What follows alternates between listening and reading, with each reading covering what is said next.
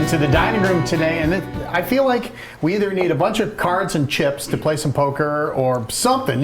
It's not a good idea when there's more wine bottles than people. Or maybe it is. I know. I think it's a great idea. Is this fun or not, Mark? This has been a dream of mine for a long time. What do you want to accomplish today? You know what? These are some of the most esteemed wines in the Valley, and we are blessed to have two sommeliers here. And we are going to taste wine, talk about wine, inform the Valley about wine, and we're just going to have a great time doing it. All right, you want to introduce the gang? Yes, of course. We have Dr. Sandy Naples. We have Jeff Simon. We have Adam Zagatti, Brian Fry, Matt Frampton, myself, Mark Canzonetta, Michael Alberini, John Miles, and Robert Bartolomucci. And each of them have a specific thing they're pretty good at, too, right? Everybody has, whether you're a connoisseur, own a wine shop, own a wine restaurant, whether you're a distributor, there's a specific role. John, of course, has the stemware, so everybody has a specific role, and I think it all leads into the topic of a wine taste and why we have all these beautiful stemwares, why all these great wines are here, and what we're going to serve with them. Okay. How does one become a sommelier, or however? Adam, I'm gonna defer to Adam. Can you tell me about that real quick? Sure. There's several different testing organizations throughout the world. The Court of Master Sommeliers is the organization that Brian and I did our testing with. It's a 4-level exam. There's the Intro, Certified, Advanced, and Master. And I've passed the first two myself, the Intro and the Certified, working on getting a date for the Advanced now. And that it's basically a lot of reading, a lot of studying maps, and a little drinking? a lot of drinking. We call that research. Just checking. That's my favorite part. Just checking. We call that research. Yeah, it's good. That's awesome. All right, so let's get started. I want to talk about champagne first. Well, I think, champagne is the last thing I ever want to drink before I leave this earth. So it's my favorite thing on this earth. Robert is going to talk to us about opening up the champagne, and he's going to talk to us about how to properly chill the glass and everything like that with the thrill machine. It would be my pleasure to start this party. All right. We have a Perrier Jouet Grand Brut, which is an exceptional bottle. So what we're going to do, whenever we always take the foil off, obviously, but when you're taking off the cage, you always want to have your hand on top of the bottle, because you really just never know what's coming. Well, because they can let loose. Oh, you have no idea. Sometimes you have to. I do. Sometimes you have to. That's why he wears glasses. Sometimes people will take the cage off and then let the bottle sit there, and all of a sudden it'll just fire off. So you always want to keep your hand on it at all times.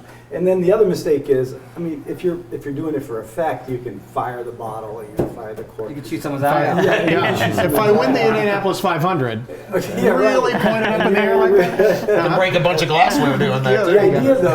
The idea actually is to make sure that you don't let the gas out quietly, just like that. That's a perfect open.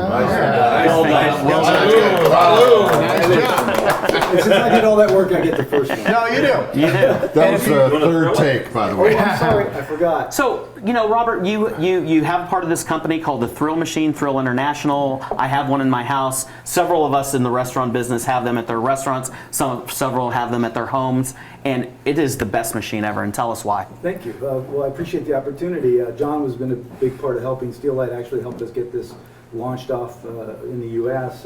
The idea here is twofold. It's a sanitization and chilling device. The CO2 is liquid CO2, which when it exits the machine, it's exiting at minus 70 Celsius, which is very cold. So the idea when you're doing champagne is we don't want to freeze the glass. We simply want to chill it to the same temperature as the champagne. But more than anything, we want to sanitize the glass to make sure that there's no odors from, whether it's from the dishwasher or a rag. I mean, we've all been there, right? The bar rags, they wipe out the glasses, and all of a sudden you're tasting wine, and all you smell is it gets rid of that. So extreme cold works like extreme heat. Well, great. In that it kills odors and bacteria. Very Well, cool. pour away. John, talk to us about the importance of the role of different stemware when drinking wine, and just your company is at the forefront. You guys are just killing it globally with your stemware, your plateware, your silverware, and now all your buffet products. I mean, it's just fantastic. Thanks, Mark. I think that when you think about stemware, a couple things that I always think about. First of all, if you're using something with a big roll on the top, get rid of it. That's from 25, 30 years ago. Sure. So you want really a sheer rim product. Secondly, you do have to polish these glasses. And so, you want something that is seamless on the stem, so when you feel no seam. And what that does is give you a lot of flexibility. You always scare So me when look you at do that. the flexibility, man. So But that's why it's called steel late. You're bending the cup almost, right? yeah, you're bending the stem, but that's because the stem, the foot, and the bowl are one piece. So that's the second thing. Then clarity. There's a lot of glass out there. You want a very clear glass. So crystalline, which has no lead in it, would typically give you a super clear glass. And then the last thing is you're thinking about the percentage of alcohol in your wine, the size of the aperture. So When you say aperture, what are you referring the to? size of the opening Okay. at the top. And if you have a big Cabernet, you want a big opening because you don't want to be overwhelmed with alcohol. Right. You want something that releases and allows the wine to breathe super quick. But if you're drinking a Sauvignon Blanc or you're drinking a Champagne, then you can do something with a much tighter aperture, a much tighter opening, because it doesn't have as much alcohol and it's going to release as soon as it comes into the glass. Fantastic. Can people buy their stemware from you, or is it just for restaurants? People have the ability to buy from our tabletop style website, so consumers can buy 6 or 10 or 12 or however many they want. Okay. I mean, I know I have a lot of requests in my restaurant. I'm sure you do, Michael, Adam, and you as well. And we sell to our guests as much as we can. Yep. But we obviously are here in the Valley, and we try to take care of anyone that is interested in the product. So if they contact us one way or another, we're going to make sure they get taken care of. Yeah, very good. All right, we're done for this segment, guys. When we come back, we're going to talk more about grapes and the different regions they go in, and we're going to learn more about wine today. So far, so good, right, you guys? Amazing. Do a little toast, do a little salute. Everybody, cheers. Salute. Absolutely. Salute. I think we're going to have to stand up for this.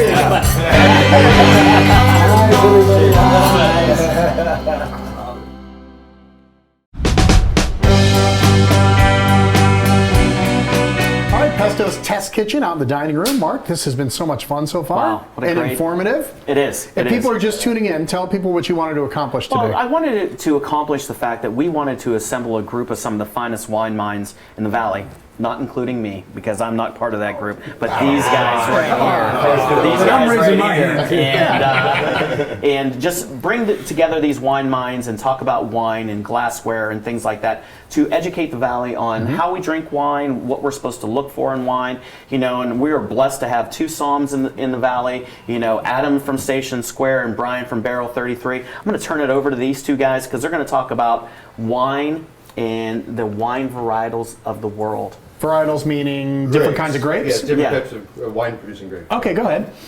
Right, so I like to think of the different varietals of the world in families, because some of them are actually genetically related.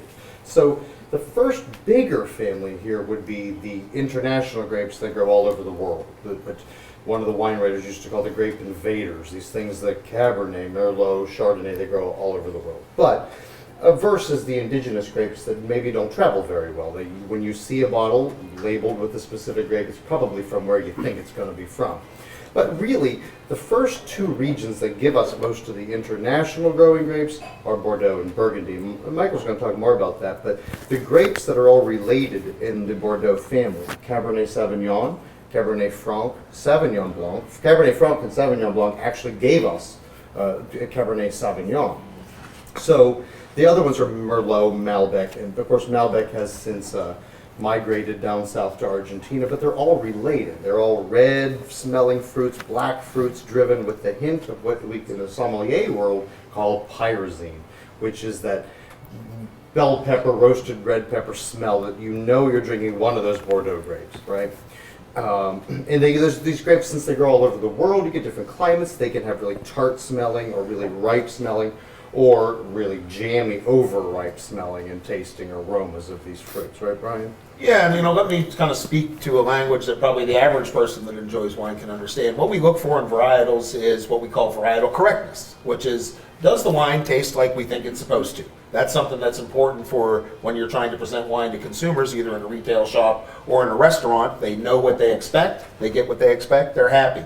Some winemakers try to defy convention and make the varietals be incorrect and not taste like we're used to and supposed to. That's a really cool and unique fun thing, but it's also important that we explain that to the people that are buying wine, so they understand they may not be getting what they actually expect. So. Sure. And the technical pyrazine is talking about the pepper thing. Even in this is a Sauvignon Blanc. Everybody has this. If you Yeah. pick it up, what you smell in there is fresh cut So grass. when we and the pick it up, jalapeno. Adam, what are we supposed to do with the glass? Well, Like, first look if at I'm a it. novice, what Sure, am I supposed to just do? look at the wine. What's it look like? What's the color? Good white background, right? You wanna Yes, have on a nice good white background. Yeah. We have these perfect today. And when you smell it, this smells like a fresh cut jalapeno pepper, fresh cut grass, and that is exactly what you would Get your nose in there, Mike. That's what you want to smell with Sauvignon Blanc. But one of the other families that we all know and love is the Burgundian families of Chardonnay and Pinot Noir, which are genetically very, very similar grapes. Down south in France, they came up. They've been growing either in southern France or Lebanon, perhaps Syrah or Shiraz for absolute centuries, and that grape will come across growing as an absolute weed anywhere you plant it. But the pepper smell in that does not come across as the vegetable; it comes across as the cooking spice pepper. So, totally different big wine word rotundum. Well, let's Whoa, figure out man. where do some of these other grapes come from, Michael? Well, you know, there's many great. I mean, obviously, there's a lot more countries in this world that grow grapes that don't. The top 4 producing grape countries, obviously, are Italy, France, and they're always having their little war together between the two of them. You have Spain and you have the United States as well, and we're proud to see the United States breaking through into the top 4 as well. Italy, like in 2018, produced, I think, 54,000 hectoliters, which I guess in layman's terms would be like 1.4 million gallons of wine. Wow. The United States was a close fourth, but not that close, at like around 640,000. The varietals that are indigenous of these particular countries are what's really cool because a lot of them overlap, like we were talking before. But I guess the real question is, why these countries are producing so much wine? What makes these wines at the top of the list that makes them so in demand? It's obviously geographical location, it's weather, it's the soil, it's the vinification, which this is the magic from the vintner, the winemaker, that what he does as far as that's concerned. Geographical location, it's like Kevin Zarelli said, you're not going to grow oranges, in May, so don't. And that's a great guy to refer to because he's got a great book, right? Absolutely. You're not going to try to grow oranges in Maine, so why try to grow grapes in the North Pole? Okay, so very, very appropriately said. When we talk about location, we talk about, the length of the growing season, the angle of the sun, the sunlight itself. We talk about the soil and the rainfall. And, we'll get to soil in a second, but soil is the biggest part of winemaking, in my personal opinion. I think it's the terroir. I think it's the terroir. deal. Red grapes have a tendency to flourish better in warmer climates as opposed to the white grape, which flourishes in warm climates as well, but just they like a little bit of coolness around them. They like the AC, like Pesto does right here. Give me one more good point in like 30 seconds. The best point is there's so many great wines out there, so many great varietals and grapes out there. Whatever you like is good wine. So whatever country it comes from, if you like it, it's good wine. Good stuff. All right. Brother. Anybody hungry? Yeah. We got to pair this wine with some food, and we'll do that right after this commercial break. Absolutely. All right.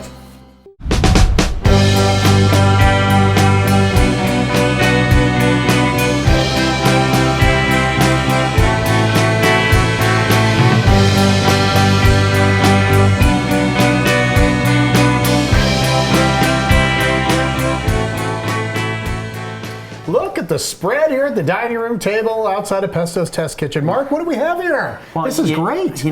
With all these great wines and all these great minds, you have to have some great food to go with it. So we have really an explosion of flavor with cheese and cured meats, charcuterie over there. You have some great cheeses over here. You have a DOP Parmigiano Reggiano and a DOP Pecorino.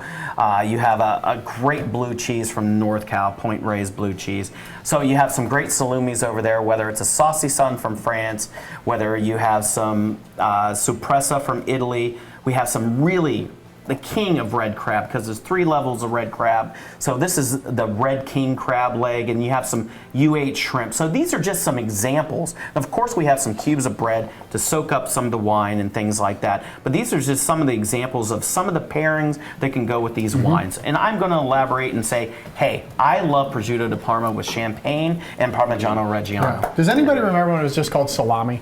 Okay, I'm just checking. How about you, Matthew? Well, If you had to pick. yeah, with the spread here, blue cheese with Sauterne, which is a sweet French wine. Yeah. And then What about ice vine? Ice Vine would be fantastic. Also, a personal favorite of mine is a real buttery Chardonnay with a big, like a strip steak, or yes, We're gonna have some of that later. We're gonna have some of that later. Brian, go. Yeah, well, I'm a big champagne bubbles person, and goat cheese and champagne pair together. Nice. The acidity of the goat cheese and the vivaciousness of the champagne is just a wonderful thing. We also have an awesome Barolo. Barolo with any of the Italian meats to me. Oh, it's you perfect. can go across the board to make it easy for people. If you like Italian meats, get yourself a bottle of Barolo. You can be pretty happy. How about you, Adam? But guys, acidity is the key. So shellfish, we've got some shrimp, some crab. You can't go wrong with a good Chablis or a dry Alsatian Riesling or an Australian Riesling, even a German sweet Riesling. But What about a acidity Gewürz, and Adam? shellfish. Gewürztraminer, I would do that if you cooked the shrimp, yeah, because you get like a nice sauce with it. Nice. Depends on the Okay. sauce, yeah. All right. Yeah, okay. Keep it going, Jeff. I think that rosé champagne is the most versatile of all alcoholic drinks. I can have it at 10 o'clock in the morning. Absolutely. I can have it. That's the best time to have it. Midnight before I go to bed. It's low in sugar, low in Looking at alcohol, me at 10 relatively o'clock. speaking. It goes with everything on this table. You can drink it with steak or just by itself. Nice. It's a party in a bottle. I love it. About 40 seconds left. Doc, keep it going. Yeah, everyone thinks right away you got to go with the white wine with the fish, but honestly, the balance of some of these wines, like the Pinot Noir here, and actually this Barolo is kind of light on its feet. I think it can go with pretty much anything on the table. Good. Personal favorite is Sauterne and seared foie gras. Roberto, go. You know where I'm going. I'm going northeast Italy. If we were there with this salumi tray with prosciutto Sandaniele, we would be drinking Friulano. Yes. They are such a perfect pair. They go together beautifully. So a great white wine with the salumi for me. John and Michael, real quick. Everyone, deep breath in. Uh-huh. Smell the lamb in the oven. You know. Oh, Nice. And Michael? Quickly, you know what I like? I just got out of the woods, love to do a little bit of hunting, so you give me the most noble grape to me in my life is Nebbiolo. So give me a nice Barolo with a smoked venison tenderloin. Wow. And I'm right where I need to be. wow. Not bad. Yeah, money. Happy New Year. All right, guys. Happy New Year. Good job. Like what? Cheers.